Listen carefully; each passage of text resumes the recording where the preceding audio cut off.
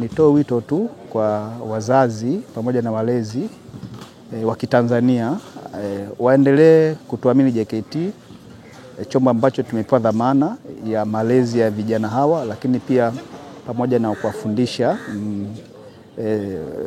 mambo makuu matatu ambayo sisi JKT tunahusika nayo: malezi ya vijana, uzalishaji mali pamoja na masuala mazima ya ulinzi. Kimsingi mara tu baada ya kushawapokea vijana hawa wataanza mafunzo rasmi.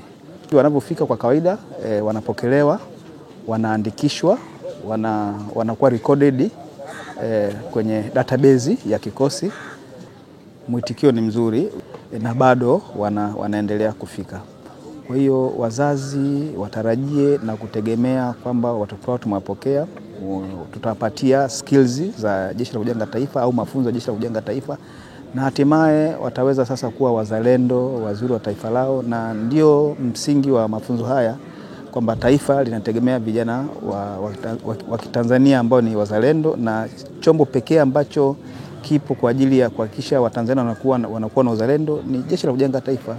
Na tunawapokea, tutawafundisha uzalendo, uzalishaji, ulinzi pamoja na mambo mengine, ujasiriamali na vitu kama hivyo. Ni watoe wasiwasi wazazi pamoja na walezi.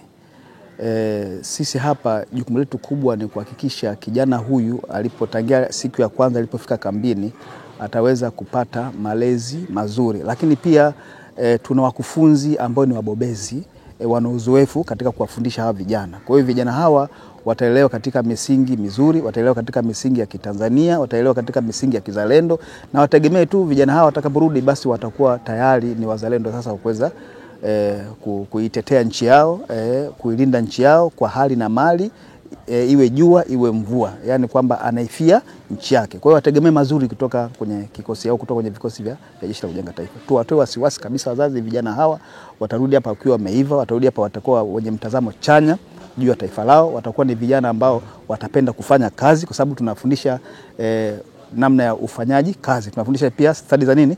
Za kazi, kwamba kijana wa Kitanzania isiwe tu anategemea labda kufanya kazi au kuajiliwa, lakini pia hawezi kujiajiri yeye mwenyewe. Kwa hiyo ni moja stadi ambazo tunafundisha ni pamoja na ili aweze kujitegemea, na ili uweze kujitegemea lazima ufanye kazi. Kwa hiyo tunafundisha namna gani ya yeye ataweza kujitegemea baada ya maisha haya miezi mitatu akiwa hapa JKT.